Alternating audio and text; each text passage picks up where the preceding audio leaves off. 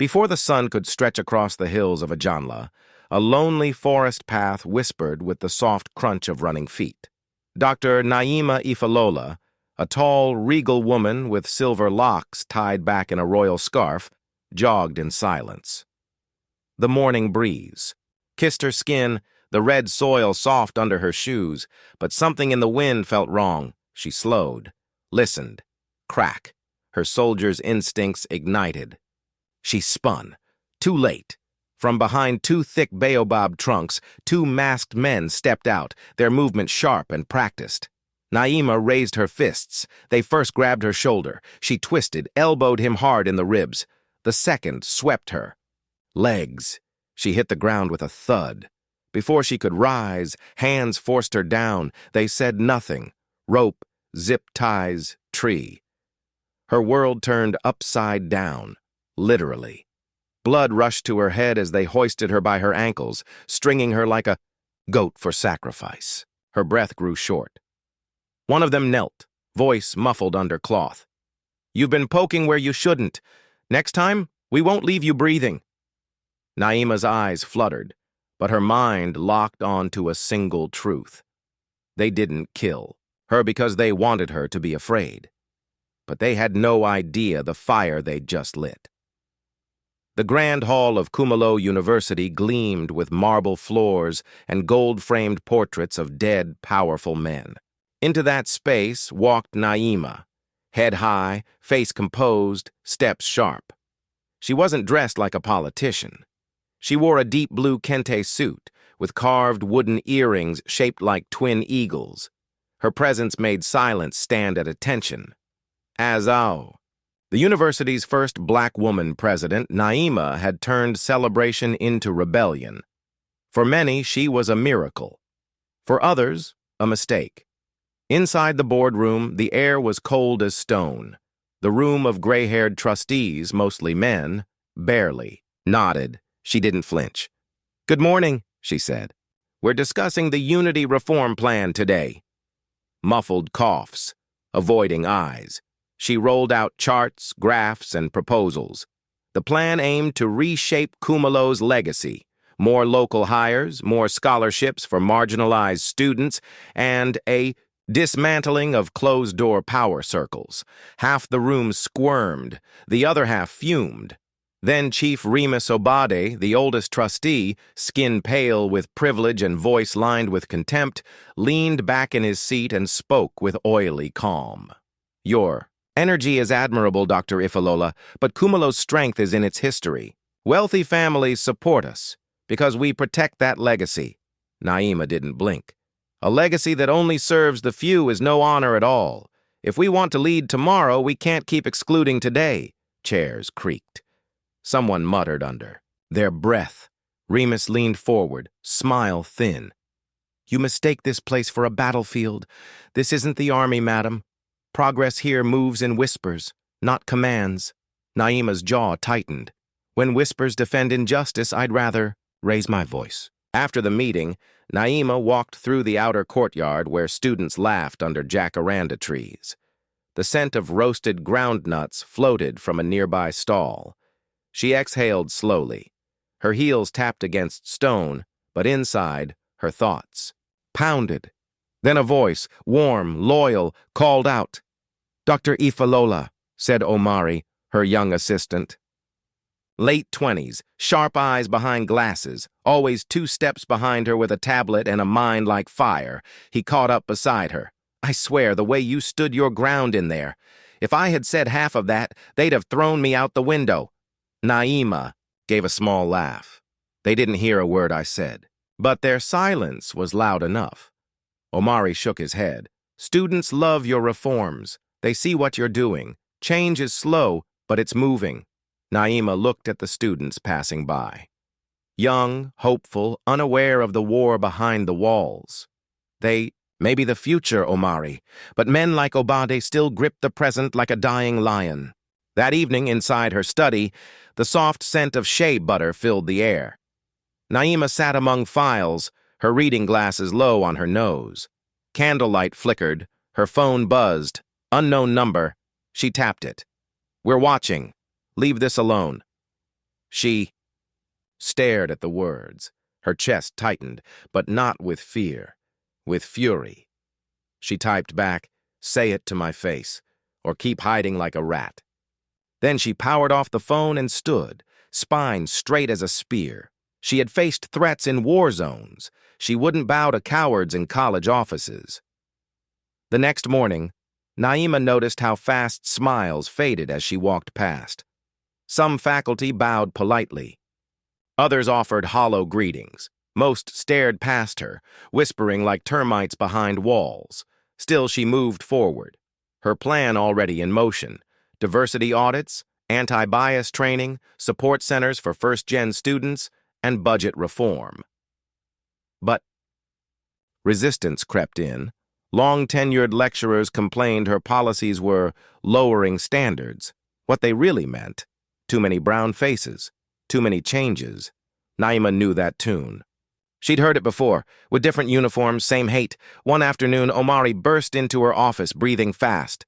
"Ma'am, your car, someone cut all 4 tires." Naima looked up slowly. "Was there a message?" He nodded, pulling a note from his pocket, his hands shaking. Thick black letters scrawled across it. "Next time, it won't be just your tires." Naima closed her eyes for a moment, then reopened them. "Did you inform security?" Omari looked away. "The head of security. He attends the same hunting lodge as Chief Obad." Naima's lips pressed together. "Then this isn't just rot. It's infestation." She stood. "Don't worry, I'll deal with it myself." Dr. Naima Ifalola had faced down generals and politicians in her time. She had led squads through conflict zones and stared down boardrooms filled with men who pretended to smile while praying for her downfall. But nothing, not even the fiercest days of war, had made her feel as hemmed in as she did now. Enemies had begun circling, not in uniform, but in tailored suits and shadowed silence. That evening, as dusk wrapped its gray arms around the city of Oluwo, Naima gripped her steering wheel tighter than usual. Her eyes darted between the road ahead and the rearview mirror. Every flicker of motion behind her, every pair of headlights, felt like a trap in waiting. The drive from Kumalo University to her townhouse in the quiet district of Ijana Hill wasn't long. But the air that night was thick, like it had swallowed too many secrets. As she turned onto her street, her phone lit up with a vibration that made her stomach knot. "Unknown. Sender. You're crossing the line. Don't force our hand." Her knuckles whitened against the steering wheel. Her breath came hot and sharp. Anger rose inside her, not fear. These cowards, hiding behind fake numbers and masks, thought this would break her spirit? Fools. She parked, climbed out, and glanced over both shoulders before hurrying to her door.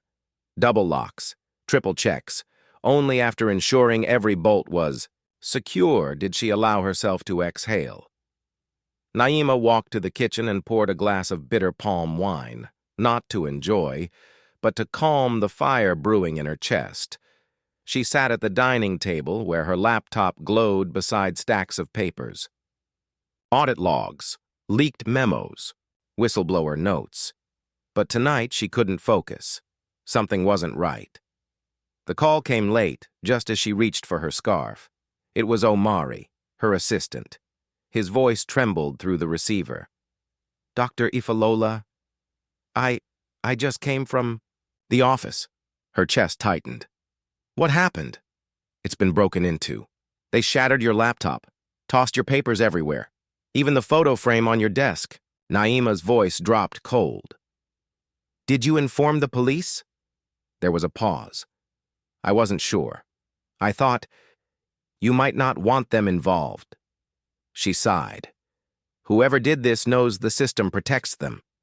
The same hands that fund our scholarships are cutting the strings behind our backs."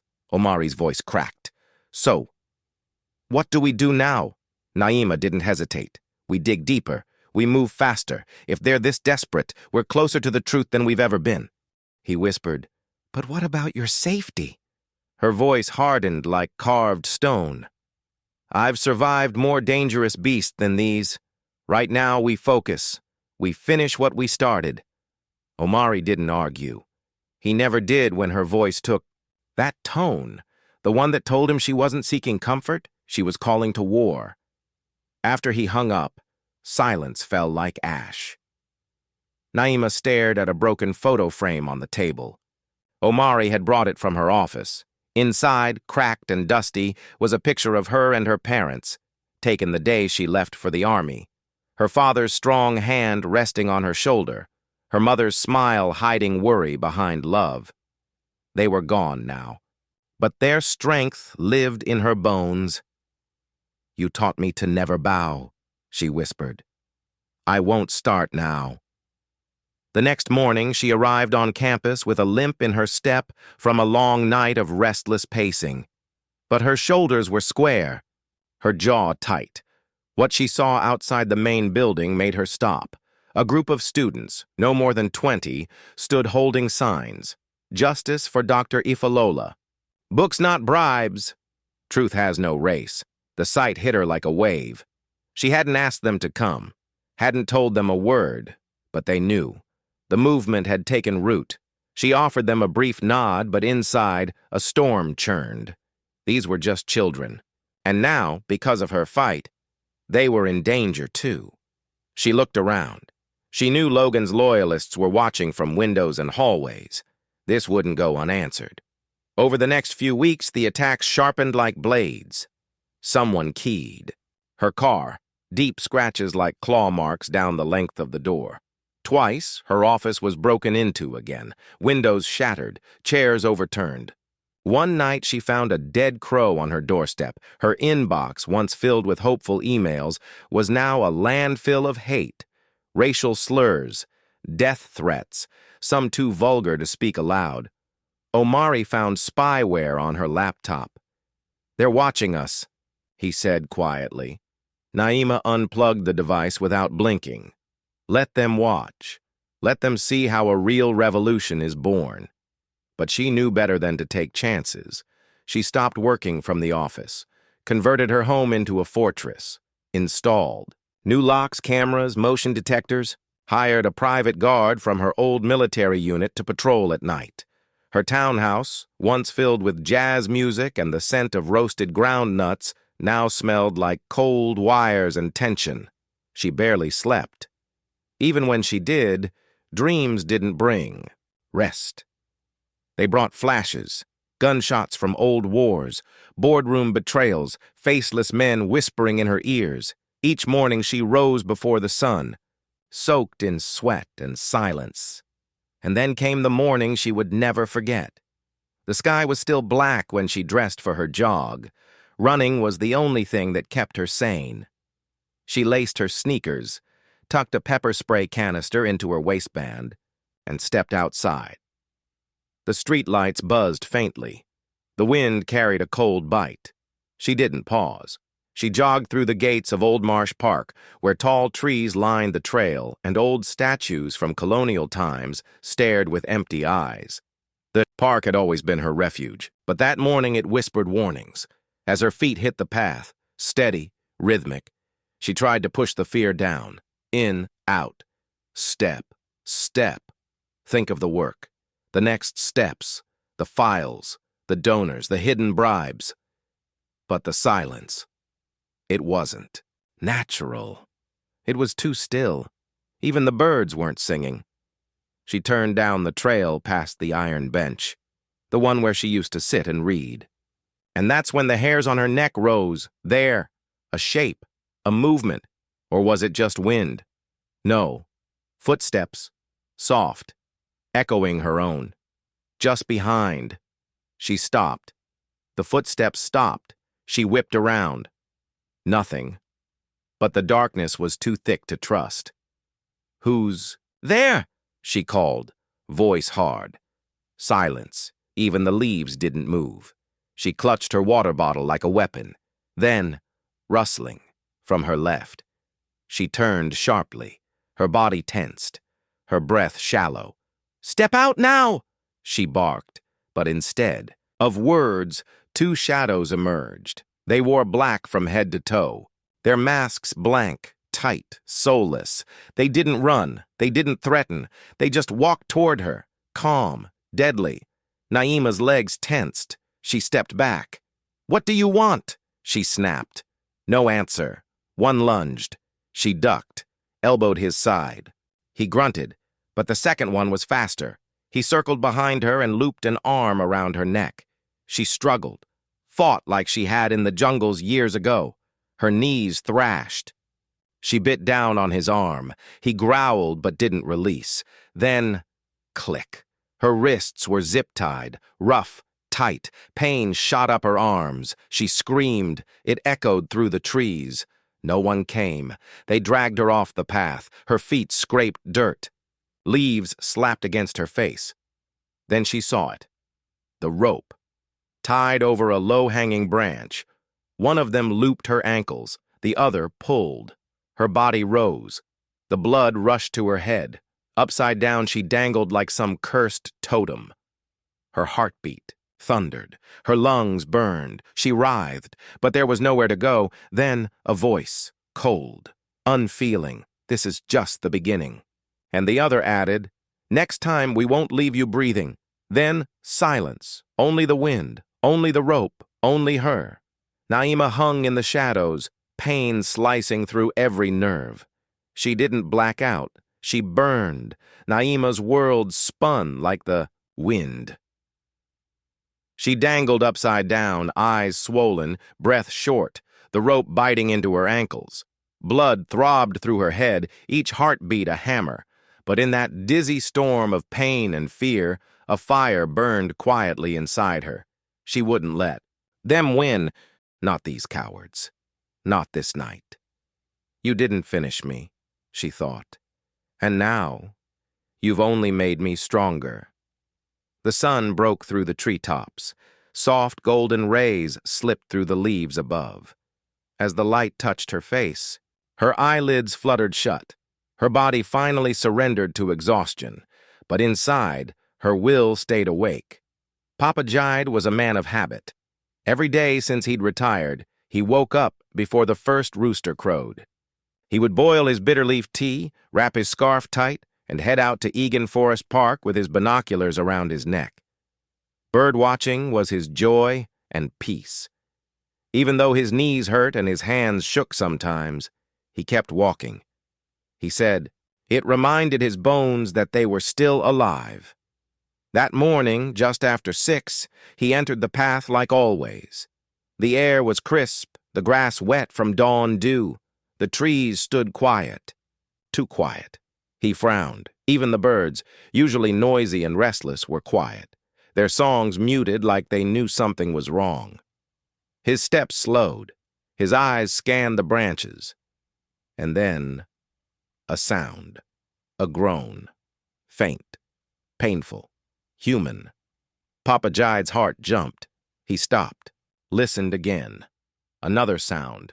Clearer this time. A cry, low and broken, hidden in the trees. He moved faster, pushing through the tall bush and thorny brambles.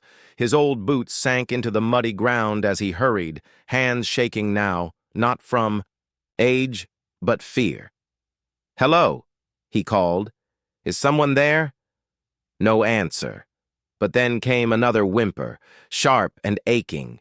He stumbled forward, and then he saw her. The sight stopped his breath. There, dangling from a tree, was a woman, upside down, bound by rope, arms tied behind her back. Her face was pale and swollen, lips dry, blood dripping from a cut above her brow. "Sweet heavens," he whispered, his voice cracking. He dropped to his knees beside her. His hands trembled as he reached into his pocket for his phone. He almost dropped it. He dialed. "Yes, emergency. There's a woman. She's hanging from a tree in Egan Park, North Trail. Please hurry." His voice broke. He looked up at her again. Her eyes blinked faintly, barely open. She tried to speak, but her words were soft and broken. "Easy now," he murmured. "Don't speak. Help is coming." He shoved the phone between his shoulder and ear and grabbed the rope at her feet. It was thick and old. His fingers dug into it, pulling at the knot. His skin scraped. His breath labored. "Come on, come on," he grunted. The knot gave. Her body dropped fast, and he caught her shoulders just in time to soften the fall. She crumpled into his arms. "Can you hear me?" he whispered, brushing hair from her face. Her eyes opened, barely. They met his. "Where?" she breathed. "You're safe now," he said. "You're in the park. It's all right. I've got you." Tears filled her eyes, not from pain, but fury. And Papa Jide felt it deep in his bones. Whoever had done this to her hadn't just hurt her body. They had tried to erase her voice. He held her close, whispering softly, telling her to stay awake. He could feel her heartbeat, weak, but still there. Minutes passed, then, in the distance, sirens. Relief poured through, him like rain. "They're coming, my child. Hold on." She coughed once, her body shaking. "Did they leave?" she asked, voice rough like sand. "Yes." "They're gone," he answered. "Did you see them?" She shook her head slowly.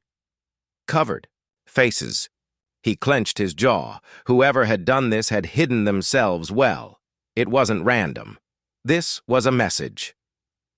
Paramedics arrived quickly. They knelt beside her, checking her pulse, cleaning her wounds, placing an oxygen mask gently on her face. One of them turned to Papa Jide. "Are you family, sir?" "No.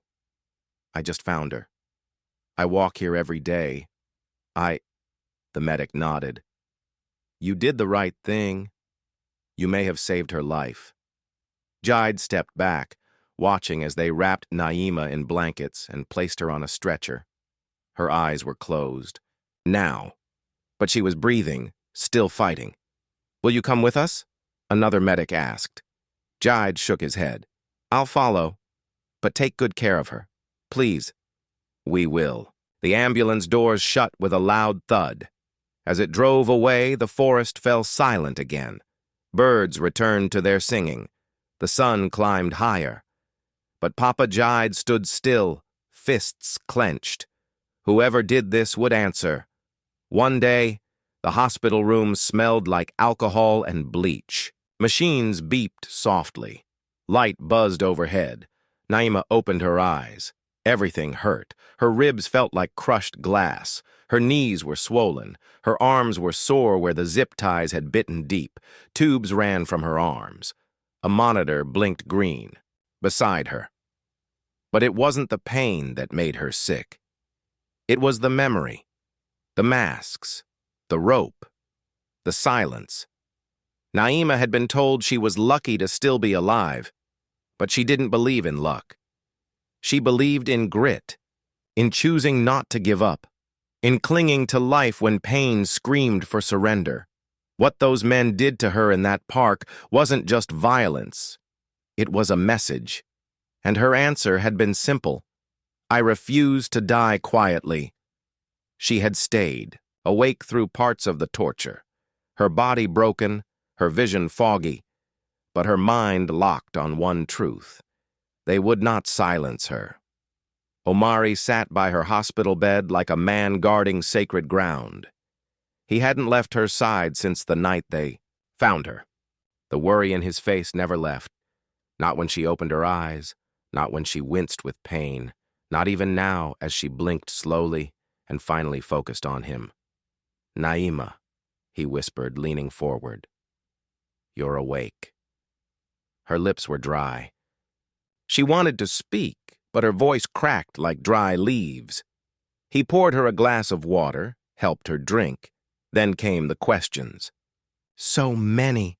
His voice was low and rushed. "Do you remember anything? Did you see their faces?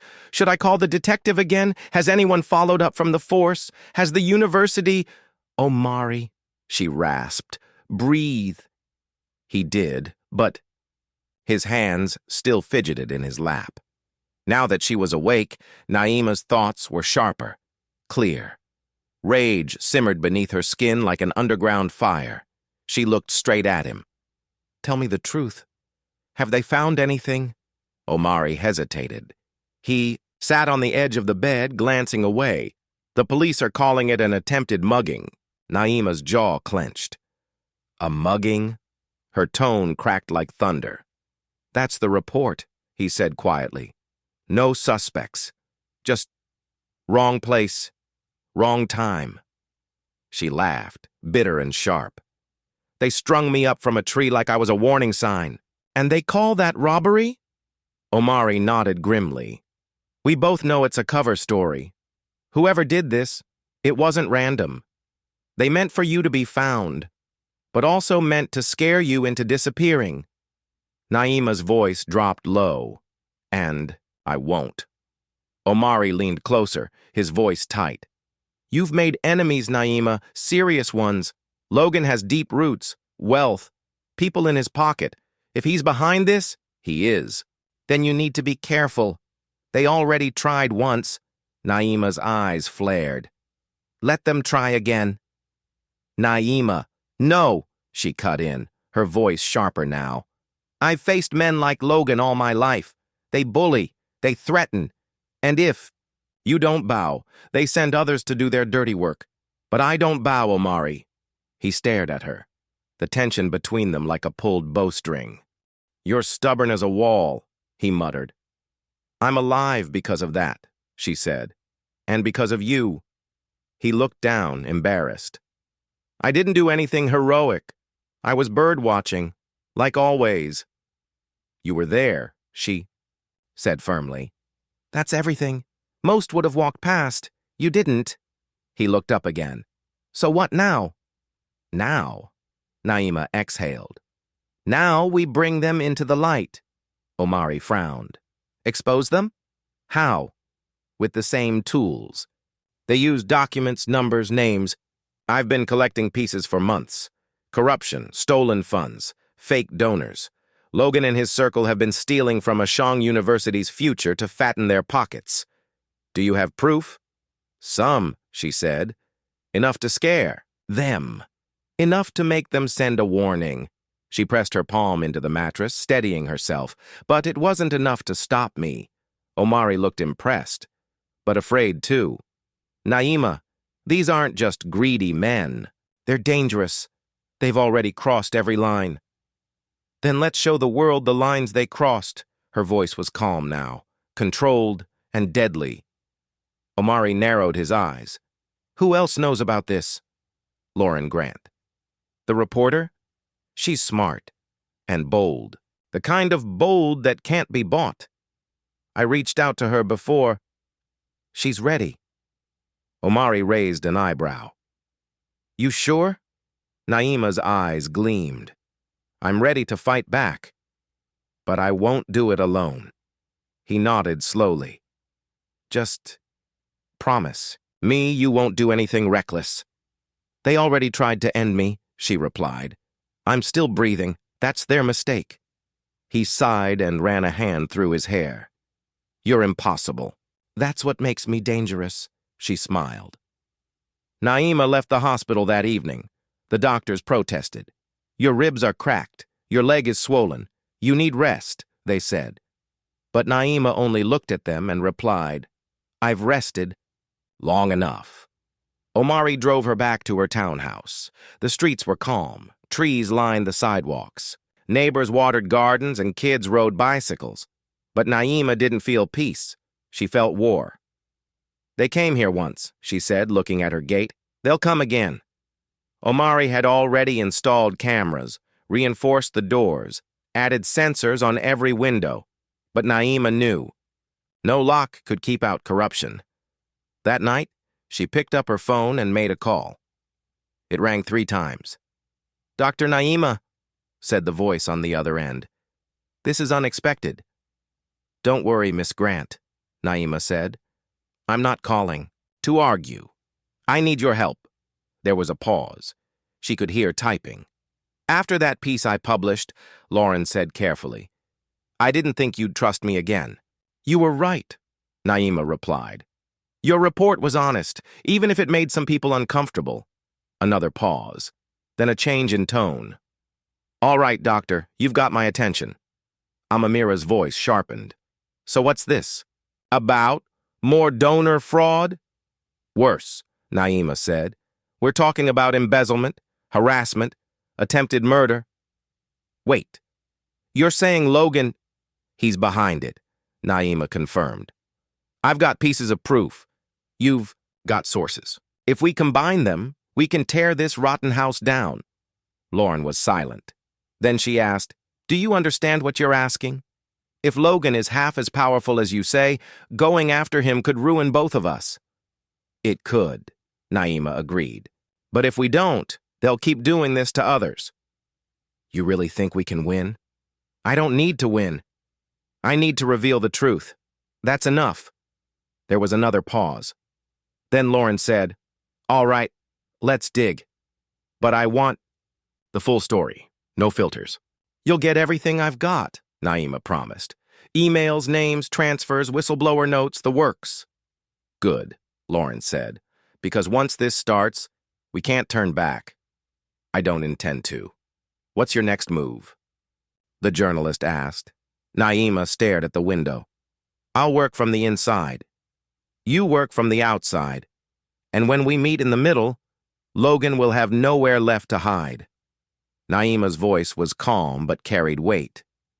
If we want the world to see Logan for who he truly is, we must move wisely. No rushing. Every step has to be calculated. On the other end of the line, Amamira's voice trembled with energy. Then I'll start pulling the strings, making calls, digging through names, and Naima, she paused. Be careful. If what you're saying about Logan is true, he won't stop now. He'll come again. Naima gave a dry, cold smile. Let him. This time I'll be waiting. She hung up and set her phone down slowly, her fingers lingering over the screen. In that quiet moment, she knew she had just gained a powerful ally.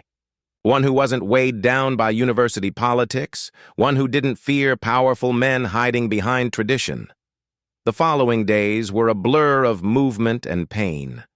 Naima focused on healing her body, even as she waged war with her mind. Each morning began with physical therapy, stretches that pulled against her cracked ribs, exercises that made her wince with every step. But she welcomed the pain. It meant she was getting stronger. Omari stayed close, helping where he could. He printed out pages of documents, brought meals she barely touched, and adjusted pillows in silence. Naima was tireless, flipping through reports, cross-checking spreadsheets, making phone calls, highlighting names and redacting others. The files were a mix of rot and silence, donor accounts with too clean ledgers, scholarship funds rerouted without explanation, payment trails that circled back to hidden hands. Lauren fed her a steady stream of findings from the outside. There's a pattern, the journalist said on one call. Some donors never existed. Others have links to shell accounts, which then trace back to a committee Logan chairs. Keep going, Naima whispered, eyes locked on her laptop. The deeper we dig, the louder the truth will roar. Logan's name appeared again and again, like a stain that refused to wash out. His fingerprints were on letters of recommendation, on falsified audits, on backdoor approvals. He was everywhere, and yet always cloaked in legal distance. Naima didn't flinch. She simply adapted. Her strategy was not wild or angry. It was careful, like a soldier laying traps in a jungle she knew well. She wasn't going to strike fast. She was going to strike right. At last, the moment arrived. A press conference. Set for noon, just the right time to draw every eye, from local blogs to national networks. By the time Naima reached the grand hall at the heart of the university, the place was electric with tension. Reporters whispered, students huddled in corners, glancing nervously at the gathering. Teachers stood at the edges, waiting to see what their president would dare to say. Lauren had worked her magic. Invitations had gone out with vague but spicy details: corruption, mismanagement, high-level cover-ups. The media had smelled blood. Omari stood at the door, scanning faces. When he saw Naima, he gave her a firm nod. She returned it, though every step made her ribs ache and her left knee pulse with heat. But the pain didn't matter. She had waited her whole life for this kind of moment. Naima moved to the podium, her hands steady, her back straight. Her gaze swept across the sea of faces. In the front row, the board of trustees sat like carved wood. And among them, Logan, still calm, wearing the polite mask of a man who feared nothing. But Naima saw past it. She saw the tension in his jaw, the twitch in his fingers. Good. Let him sweat. Good afternoon, Naima said, her voice echoing through the chamber. Thank you all for coming. As you've likely heard, our university is facing some difficult truths. A rustle passed through the crowd, the click of pens, the blinking red dots of cameras recording every word. There have been whispers, she continued, about misused funds, unfair hiring, and efforts to silence those who seek reform. I'm here not just as the president, but as someone who has been directly targeted by these forces. She locked eyes with Logan. He didn't. Look away. For months, she went on, I've been working to uncover the rot hiding beneath the polished walls of this institution. What I've found is shocking. Money redirected from student programs to private hands, scholarships given to those with connections instead of merit, and retaliation against anyone brave enough to speak out. The room vibrated with murmurs. I have evidence, Naima said, lifting a folder. Emails, bank transfers, witness statements, names, faces. Logan stood suddenly, voice sharp. This is nonsense. You're smearing a respected board and damaging the school's future based on wild speculation. Naima didn't blink. Truth doesn't care about reputation, Mr. Logan. It cares about justice. You're reckless, he spat. You're trying to burn the institution down. No, Naima replied coolly. I'm trying to clean it. Logan's composure cracked. You think you can beat me? I've been running this place before you even thought of stepping foot in it. Maybe, Naima said, eyes narrowing. But I play fair. Can you say the same? Gasps spread across the room. Reporters edged closer. Cameras zoomed in. Lauren stepped forward from the crowd, holding a microphone. Dr. Naima, will these documents be made public? Naima nodded. They already are. Trusted reporters, including Miss Lauren here, have full access. The truth is no longer locked away. Logan's face turned red. This is a witch hunt. You're just angry because your reforms failed. Naima gave a bitter smile. If they failed, you wouldn't be shouting. Logan's voice thundered. I can destroy you with one call. Then call, Naima said, stepping closer. Let everyone see who you really are. Silence. Logan's hand twitched toward his pocket, then stopped. You thought you could scare me? Naima said, voice low. You thought your threats would make me run, but I'm still standing and I'm not going anywhere. You'll regret this, he snarled. Maybe, she said, but not today. She turned back to the audience. This fight isn't over, but today marks the beginning of the end, not for truth, but for corruption. The crowd erupted. Questions flew like arrows. Students stood and cheered. Faculty whispered in shock. Lauren rushed to her side. That was bold. Naima smiled faintly. If I had waited one more day, he would have buried everything. Now what? Now, Naima said. We hit harder. He's off balance. That's exactly where I want him. Amamira's eyes gleamed. I'm ready if you are. Naima looked at the chaos behind her. The cameras, the noise, the ripple of something shifting deep within the university walls. Let's begin, she said, her voice steady and sure. The days that followed Naima's public demolition were a storm of chaos and fire. Her words had shaken the roots of Ebon Ridge University, sending tremors far beyond the city's walls. Across the country, headlines screamed with her name, and Amamira's exposés set social media ablaze. Each article was a match thrown onto dry leaves. Outrage spread like wildfire. Protests erupted on the campus. Students marched with signs raised high, some hand-painted with "Justice for Truth," others simply bearing Naima's name.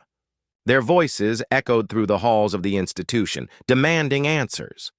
Meanwhile, professors split down the middle. Some stood by the university's old guard, while others whispered their support for change, fearful of what it might cost them.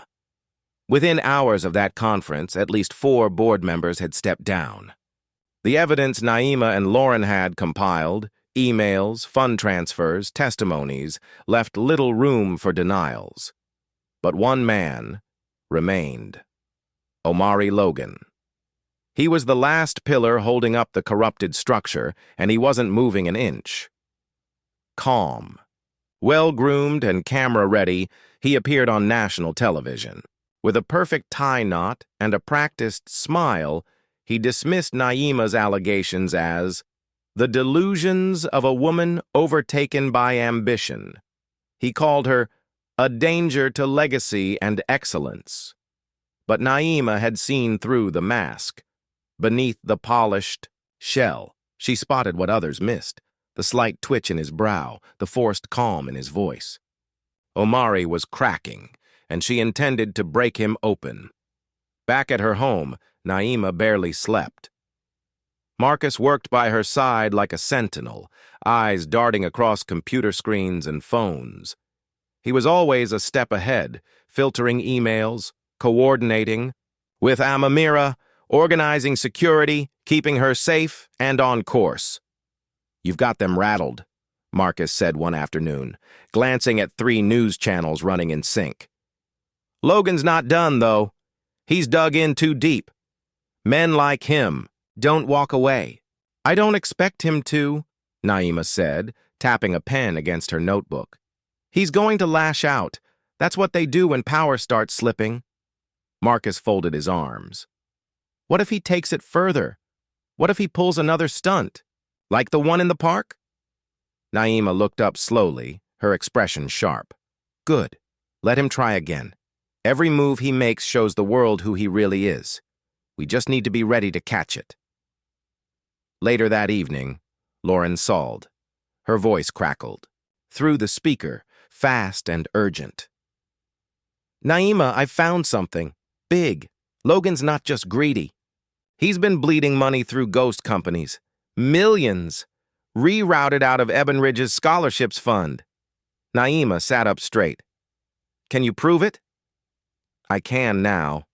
I tracked the payments through 3 separate channels, all leading to donors who've been getting silent kickbacks for years. He's been siphoning off aid meant for struggling students and using it to fund personal ventures.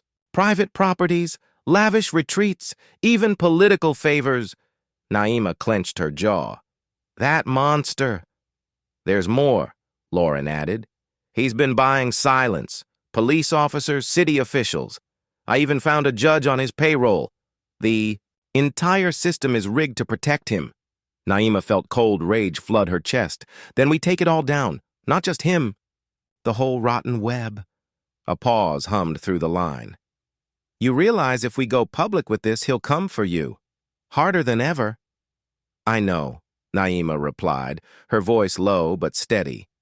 "But I'm done hiding." The next morning, she called another press conference. This time, there were no opening pleasantries, no gentle let-ins. She stood firm, her ribs still tender beneath her blouse, and laid the truth bare for all to see. With the confidence of a courtroom prosecutor, she presented the evidence: names, transaction logs, dates, email chains, each piece a brick in the wall of Omari Logan's corruption. His empire wasn't just flawed. It was built entirely on lies. Logan's retaliation was swift. Within hours, he issued a press release. In it, he claimed Naima had doctored the evidence, called her a fraud, a liar. He accused her of launching a personal crusade to destroy what he called a beacon of educational excellence. But Naima wasn't moved. The more he shouted, the clearer it became. He was unraveling. As Amamira's articles reached national publications, more reporters jumped in. Background checks, old deals, buried secrets, all clawed their way to the surface. Donations dried up. Influential alumni backed away. And Omari Logan, once untouchable, found himself alone in a tightening spotlight. That night, Naima's phone lit up with a new message. The words were few, but each one was sharp as glass. "Back off. This ends now, or else." She forwarded it to Lauren with shaking hands. "He's trying scare tactics again," she typed. A moment later, Lauren responded, "That means you're winning. But be careful. He's cornered, and cornered animals bite." Naima took a breath, grounding herself. She'd been prepared to face pushback, but not the depth of Omari's reach. Still, she wouldn't bow. Not now. The next morning, as she stepped out her front door, Naima noticed it immediately. A black SUV parked at the far end of the street. Tinted windows, engine idling. Her heartbeat surged. She adjusted her coat and walked straight toward it. The passenger window rolled down, revealing a man in a sleek charcoal suit, expression cold and unreadable. "Dr. Wallace," he said calmly. "My employer wants a word." "Well, he can keep waiting," Naima snapped. "If he has something to say, he can say it to the cameras like the coward he is." The man didn't flinch. "Walk away now. And this all goes away. It's your final chance." Naima took one step closer, her eyes fierce. "You tell Logan that if he's going to destroy me, he'll need more than threats.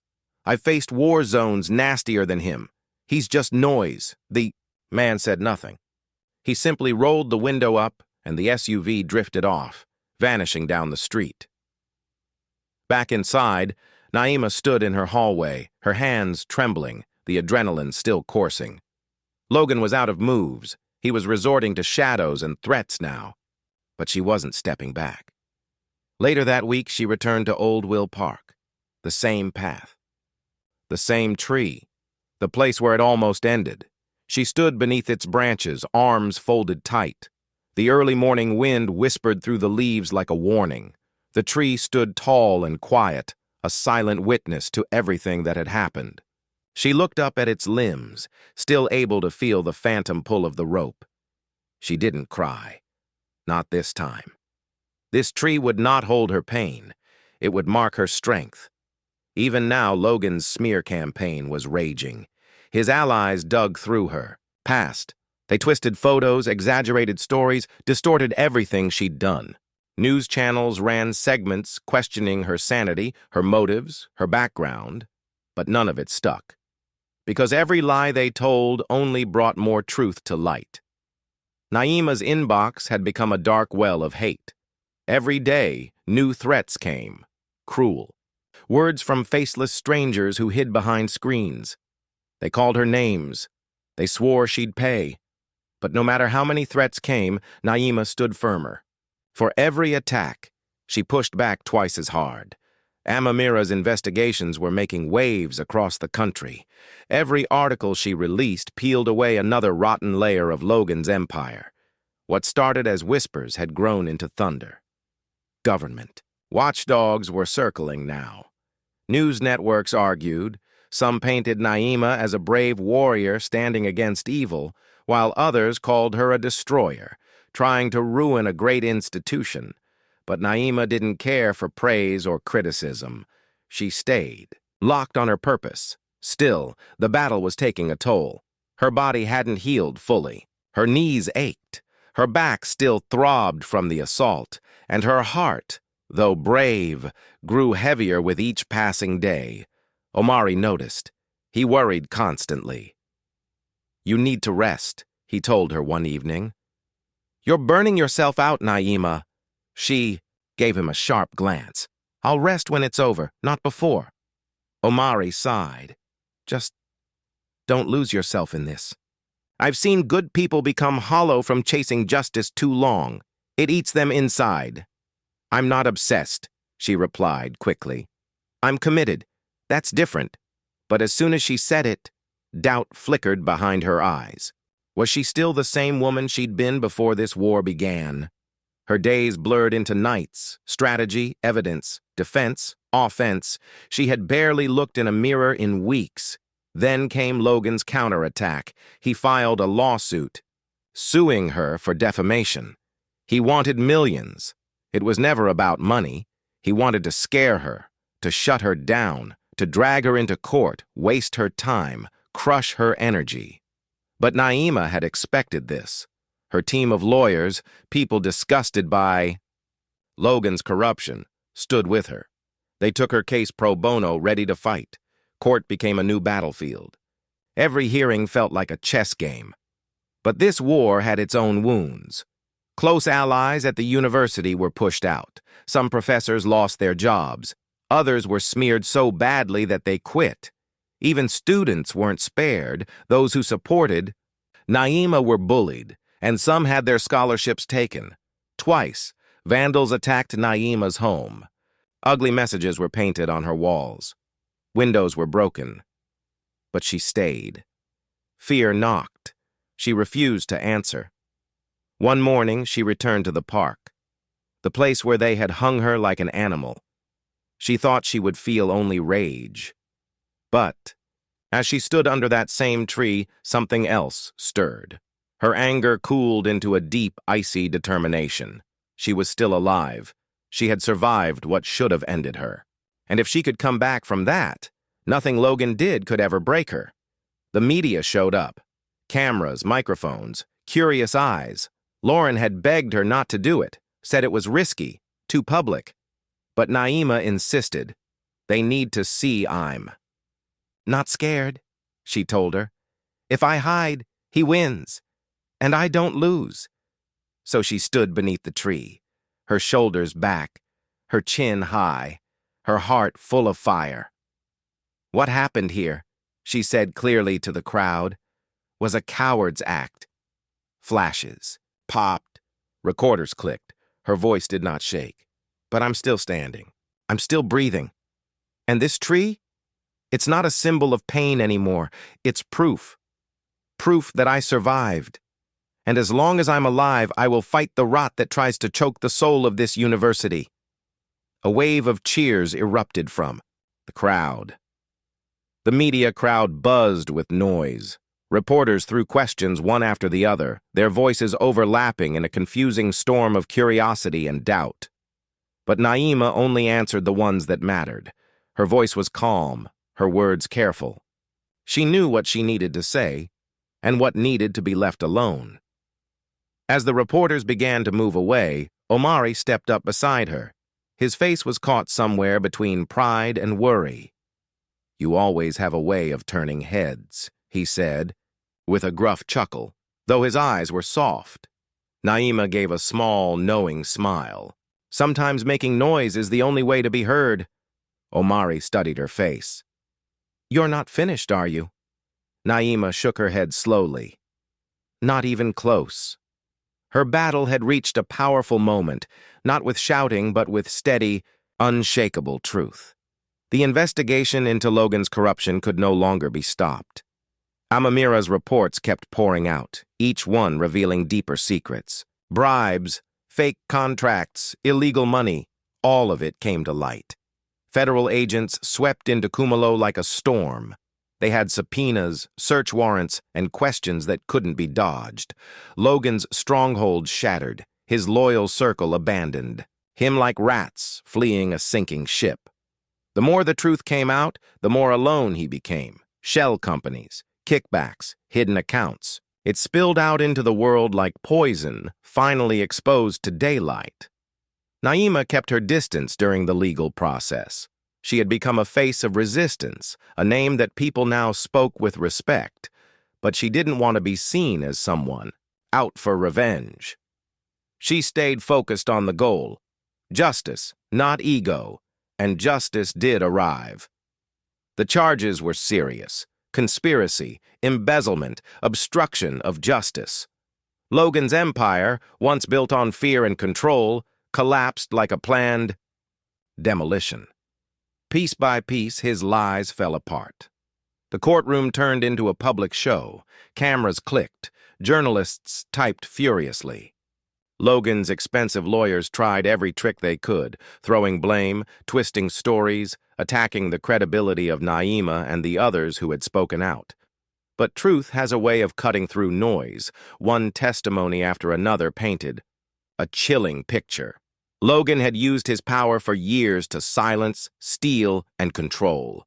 Behind his charm was a network of corruption that had stretched its fingers into everything. Naima sat through the trial every single day. She said nothing, just watched. Logan never once looked her in the eye. When the verdict finally came, the courtroom fell into a hushed silence. Guilty on all charges. The judge handed him 20 years in federal prison. His bank accounts were seized to repay those he had harmed. Naima thought she'd feel victorious, but it wasn't that simple. There was relief, yes, but also sadness. So many had been hurt. Colleagues had lost jobs. Friends had drifted away. Students had suffered. Justice had a cost, and Naima knew exactly how high it was. One evening, she returned to her quiet townhouse. The air carried the cool bite of early autumn.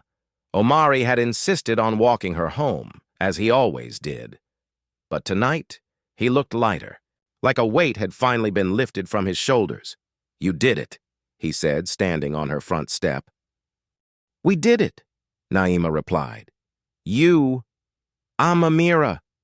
Everyone who stood up when it mattered. I couldn't have done it alone." Omari smiled and shook his head. "But you were the one who kept going. When it got hard, you didn't stop. That's something rare. Don't ever lose that fire." Naima gave him a tired smile. But it was real. "I won't." He promised to check in the next day and walked off into the night. She stood there watching until he disappeared, then unlocked her. Door inside the house was silent. After months of noise, pressure, and fear, the quiet felt strange, almost too still. She walked into her living room and let her fingers trail across her old desk.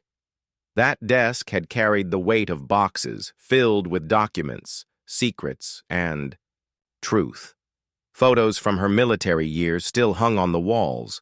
She had fought enemies overseas before, enemies she could see. But here? This had been a different kind of war, political, hidden, ruthless. She poured herself a glass of red wine and sank into her favorite armchair. Her body still ached from wounds, some visible, some not. But she had learned to live with the pain. It had become part of her, a mark of survival. She took a slow sip. The warmth of the wine spread through her chest. The taste of victory. It was not sweet. It was heavy, real. The university had changed. A temporary board had stepped in to clean up the mess. Scholarships were restored. Corrupt leaders were pushed out. Students who had been unfairly punished were given help and healing. The disease had been cut out, but scars would remain. A knock at the door snapped her back to the present. She placed the wine glass down and walked toward the door, cautious, but calm. "Who is it?" she asked, voice steady. "It's Amira," came the voice. "I brought something for you." Naima opened the door. Lauren stood there, holding a thick manila folder. Her eyes held both excitement and concern. "I thought you'd want to see this," she said, handing over the folder. "It's the final report. Every piece of the puzzle, every ugly truth, all organized, ready for the world." Naima took the folder and nodded. "Thank you, Amira, for everything." Lauren smiled. "I should be the one thanking you. This story, it changed my life. And you showed me that people like Logan, they can be defeated." Naima looked at her with warmth. "Only if we keep fighting. This isn't the end. There will be others like him." "I know," Lauren said, her smile still strong. "But now people know they don't have to stay silent. You've inspired so many, Naima, including me." They said their goodbyes with promises to stay in touch. Their bond had grown into something beyond work, a shared mission. As the door closed, Naima felt a strange lightness. The war wasn't over, but this battle had been won. She returned to her chair, the folder on her lap. She'd read it later. For now, she just needed a moment. Outside, the city lights flickered like stars. The world kept turning. And Naima? She closed her eyes and smiled. She had made it through. And as long as she had breath in her body, she would keep fighting. Not just for herself, but for every silenced voice, for every person who had been stepped on or ignored. Naima wasn't finished. She was only just getting started. Naima's journey is a true reflection of strength, honesty, and fearless determination. Her story teaches us that real courage isn't about never being scared. It's about refusing to be quiet when it matters most. Even with threats, lies, and betrayals all around her, Naima held on to her values. She took her pain and turned it into power. She stood tall even when the world tried to crush her. To our elders, the ones who've lived through life's hardest lessons, Naima's fight hits deep. She reminds us that wisdom is power and that age only sharpens our sense of right and wrong. Her battle shows us that standing up for justice is never too late and always worth it. In your own life, you might face unfairness. You might feel betrayed. Let Naima's story remind you, don't stay quiet. Stand up. Speak out. Help others who need a voice, because every voice matters. If Naima's story touched your heart, give this video a like, leave a comment, and make sure to subscribe for more stories about courage, truth, and strength. Your support keeps these voices alive.